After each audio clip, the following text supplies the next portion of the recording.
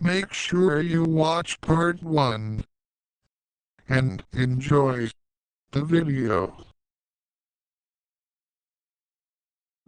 Links to the sources used will be down in the video description. Look, I had to make a script for this one. This is way too long of a segment. Alright, now what even is a meme? A meme is an idea, behavior, or style that spreads by means of imitation from person to person within a culture and often carries symbolic meaning representing a particular phenomenon or theme. This term was first coined in 1971 by Richard Dawkins in his book The Selfish Gene. Now, despite the dating of this term, its modernization concepts of the modern day meme can actually date back to the 1920s. I mean, just look at this photo. You could post this today and it would fit right in. Now, the first big meme was that of Kilroy. Kilroy was a meme that became popular during World War II. Basically, US soldiers would graffiti this everywhere. It became so popular and common that even the Mustache Man himself theorized that it could be the codename for a top-ranking Allied spy. However, this was all before the digital age. While the internet wasn't really a thing before 1983, mass adoption and ease of access to the internet and computers in households wouldn't really start until about the 1990s. The experimental era of the internet and the real beginning of it all wouldn't start until 1995. Significant events and memes that took place around this time are Baby Cha-Cha, All Your Base Are Belong to Us, Y2K and the Y2K Virus, Numa Numa, Peanut Butter Jelly Time, the website Newgrounds, and the birth of 4chan. Moving on, the internet was beginning to grasp the idea of how widespread a meme could become, how truly interconnected we could all become with each other because of the internet. So what came next? The classic era and the rage era. These two eras brought us the birth of Reddit, and so the concept of images with simple pieces of text like top text, bottom text, rage comics, and thus the birth of the troll face, lolcats, Fred, Nyancat, the platform Tumblr, Two Kinds, Team Fortress 2 release, Slenderman, the SCP Foundation, Grumpy Cat, Nightcore Music, The Annoying Orange, and Homestuck. And my favorite to come out of this era, the Rickroll. Now, the reason some of these even took off was because of how easy it was to make a meme.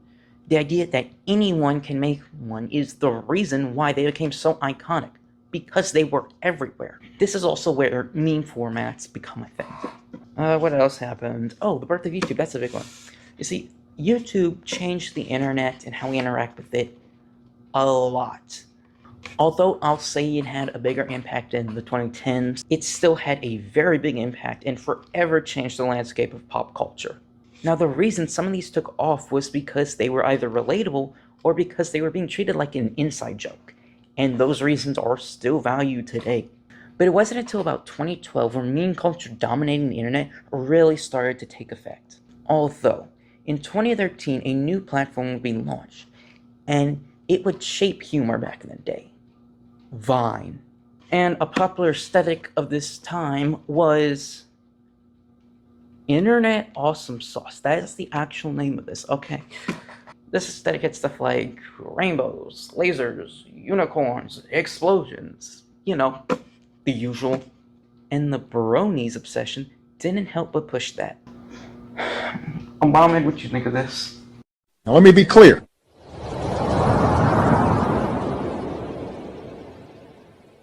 How insightful. How insightful. Look out, we're at the end of Obama's presidency, and here comes the Ice Bucket Challenge. Happy by Pharrell Williams is the biggest song ever, and the Minions. I hope you have Call of Duty open so you can make emoji edits of your trick shots.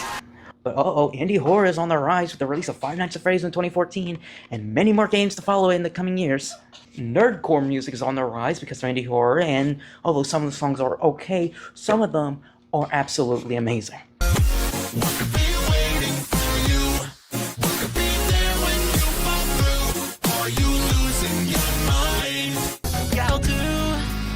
I'll do whatever it takes.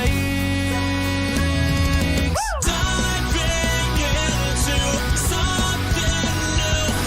Hello, I'm your neighbor. Goodbye, I'll see you later. This place was not for you. To work, to earn the right to work, to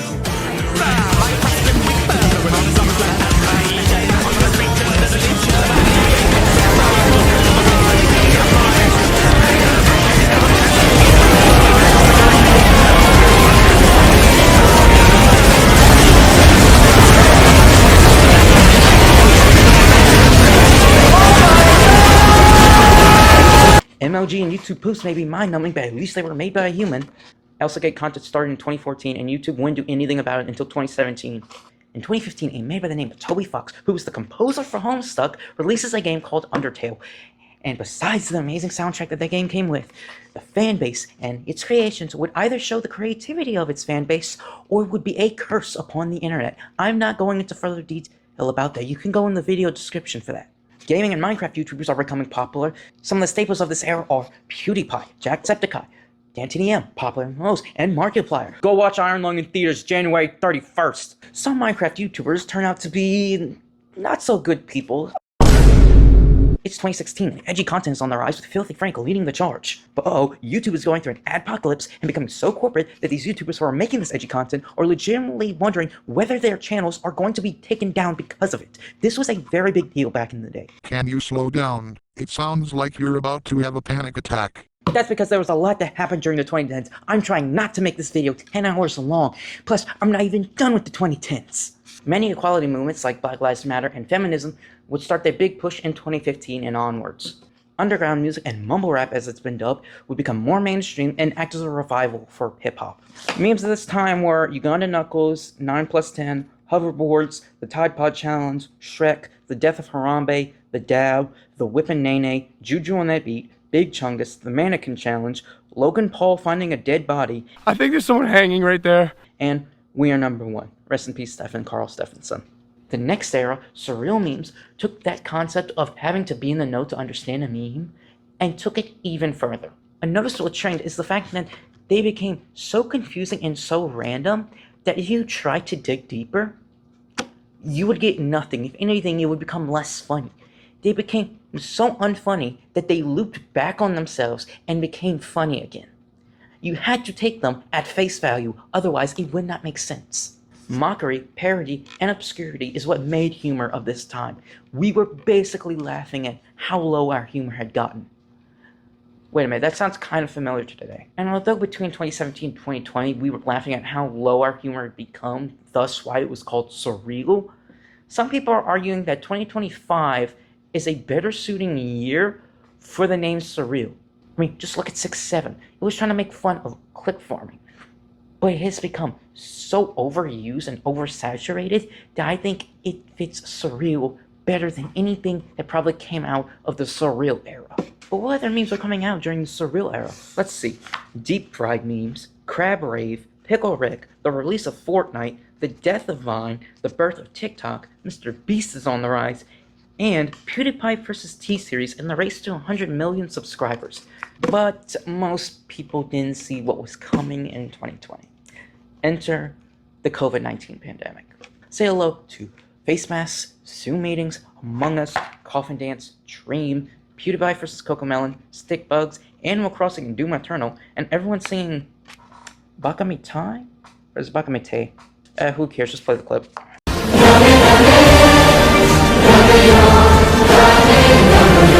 One noticeable shift that you could kind of notice in 2018 but really started to become prevalent in the 2020s was how fast meme trends came and gone. When trends like MLG could last for 3 years, trends nowadays only lasted for a few months max, and heck, even in 2025, some of them only lasted a few weeks. During this time, we could see mass riots and protests. It was becoming mainstream to see how racial awareness and LGBTQ appreciation were becoming necessary. Social justice is kind of important, and moral purity was becoming everything at this time. Drake has become the biggest rapper in the world, and oh, did I forget to mention that rap and trap beats have become the biggest genre in the world now? Too bad Kendrick Lamar came around to ruin Drake's career. Look, this video is already long enough. I'm just gonna start listing all the memes from 2021 onwards. We got the baby car, the Grubhub ad, the Rocks rap and face off, the Backrooms, Deltarune Chapter 2, the ones that get cut off by like Jetstream Stammer. I am the storm that is approaching. Rap Battle Mr. Beast, Giga Chad, rest in peace Technoblade, Andrew Tate, Elon Musk buys Twitter and renames it X, the Morbius movie, The Gritty, Ohio, Sigma Edits, IShowSpeed, ChatGPT is on the rise, the Mario movie, The Amazing Digital Circus pilot aired, Omegle shuts down, Grimace Shakes, Smurfcat, Five Nights at Freddy's movie, Oppenheimer vs. Barbie, Skibbity Toilet, rest in peace Steve Harwell, The Waffle House has found its new host, Moodang, LeBron, You Are My Sunshine, Hot Tua. Rest in peace Doge, Matt Pat retired, The Failure That Was Lunchly, Queso became popular, and Squid Game Season 2 released. Hey, future Ethan here. Probably the farthest into the future you'll see this video. When I made this script and actually recorded this whole session, after the fact, I realized that there were some events and trends that I did not include because I had completely forgotten about them. So here are a few trends and topics that happened. In 2014, we had What Does the Fox Say become popular. In 2016, ASMR content and the bottle flip challenge got popular. In 2017, Despacito comes out. This next one is actually the main reason why I wanted to do this extended cut, I guess. The Area 51 raid was the biggest thing on the internet in 2019. Like, it was everywhere. Also in 2019, Mr. Beast put on Team Trees and Old Town Road released. And lastly, Mr. Beast started Team Seas in 2021, and the campaign for it ended in 2024. Alright, that's all. Bye! Now, what happened in 2025? Well, Switch 2 and overpriced games, anything involving the Minecraft movie, Deltarune Chapter 3 and 4, Has-Been Hotel released on Amazon, K-Pop Demon Hunters, Invincible Season 3, Hollow Knight Silksong, Teto, The Schlepp and Roblox Controversy, 6-7, SMG4's retirement, Italian Brain Rot, I Bought a Property in Egypt, Labubu's Stop Killing Games movement, Could 100 Humans Beat a Gorilla, that CEO at the Coldplay concert, the term clanker got popularized, John Cena's retirement, Honey got exploded, everyone's changing their profile picture to Clippy, JD Vance, Gen Z taking over Nepal, rest in peace Ozzy Osbourne, Hulk Hogan, Pope Francis, and Charlie Kirk, Sora AI became a thing, more GTA 6 delays, and what Trump has been doing in office. So, I had originally recorded this part of the video back with the other recordings that you saw. I just didn't like how it came out, so I'm redoing it here. So, back when I recorded the original take for this part, it was December 31st. And I didn't know, obviously, because it hadn't hit yet, how effective was this whole idea of a great meme reset even gonna work. And in my original recording, it was me going fully off script and just saying, what do I think of all this? And I was giving the trend 2 weeks max for it to last. Part of me wanted to have hope that this would work, that this whole idea of a great meme reset would work, but I don't think it is. Or at least not to this ginormous effect that it kept being asked to be. I think Etymology Nerd put it best in how the memes of today are in response to things that happen in our current times right now. If you try to take these memes back from 2013 to 2016 and try to put them in today's context, they just don't make sense because they weren't made for these times. Etymology Nerd put it best how things like Italian Brain Rot, the term clanker, those were popular because of our concerns for AI. Things like Trump's mugshot, JD Vance meme, Kirkification, those were popular in response to the politics of today. Even things like 6-7 were in response to how dumb it became for clip farming. How easy it had become to be viral, and what little effort it took to become viral. And it's funny because like 2017 to like 2020 were considered the surreal era, where our humor was so out there. We were laughing at how dumb our humor had gotten. And I think that's very much true this past year in 2025. Now, I thought that maybe one of the reasons that people wanted this trend this meme reset to work so bad was nostalgia, and I think that's the main contributing factor is nostalgia. I think nostalgia is a very powerful emotion. A lot of brands rely on it, and I think there were two groups of people during this whole thing. There were the ones who didn't get to experience these early eras of the internet, these ones who were either too young or just weren't born yet, and maybe they wanted to experience what was it like back then.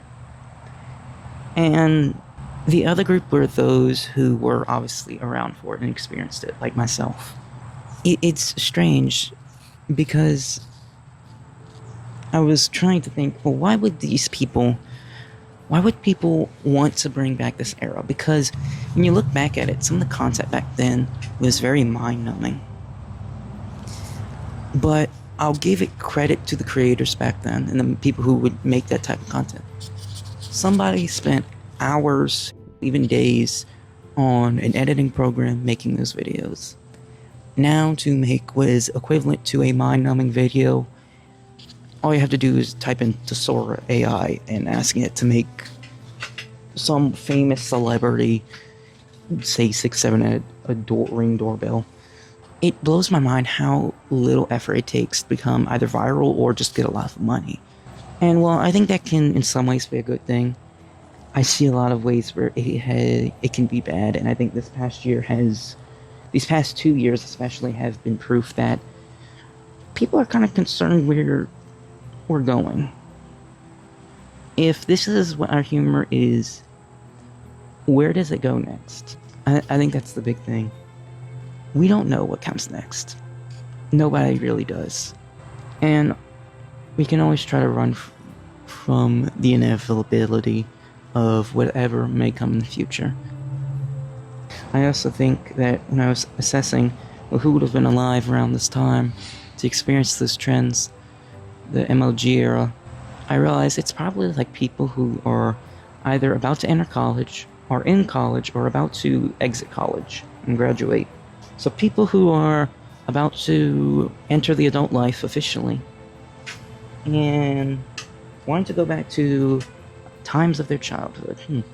A big reason that I feel people wanted this to work is because they were afraid to grow up. I can share that fear. I don't want to grow up either. I wish I could be a kid forever and not have the responsibilities of the world. I mean, just look at the world. Even just America. The world's not in a good state right now, and I am with others that I am terrified that I have to be an adult in this world. You're telling me I have to have all these responsibilities, I have to do all these things in the world we're living in, where it seems like there's trouble around every corner and there's a million problems. Growing up is scary. But I think what the inevitability is that at some point we do have to grow up. But we can always keep that childlike imagination that we have with us as we grow old. We can always hold on to the creativity and have fun with what we do still, even while we're an adult. And I think that's kind of nice. It's nice to look back towards our past and reminisce every once in a while, though. That's the thing. This was a big collective. This whole event was a big collective on people reminiscing of the past. And frankly, I'm with them. I will reminisce with them. But I think something very important you can learn from this.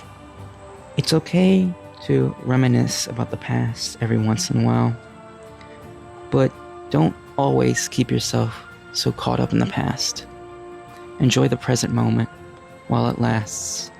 New memories aren't made in the past, and no matter how many times we look back in our memories, no one will be there with us to make new ones. Our memories can be extremely lonely, but I think that's okay. New memories are made in the present, and I think that's something that I hope everyone can agree with. So while it could be good to look towards the past every once in a while, I think what's important is that sometimes we have to stay focused on the present moment. It's a whole future ahead of us, a whole future ahead of you. So what will you make out of it?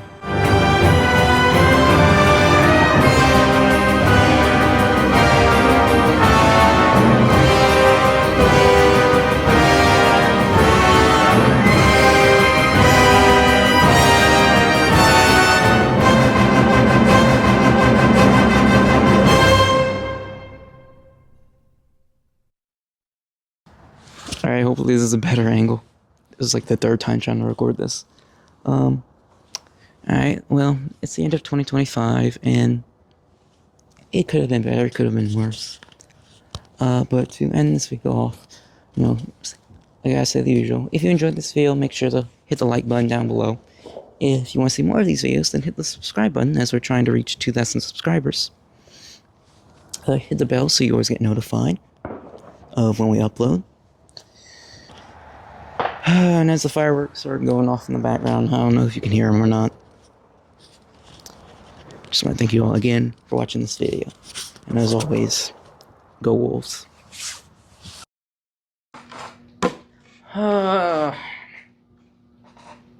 You know what? I know the perfect song to end this video off with. Hit it.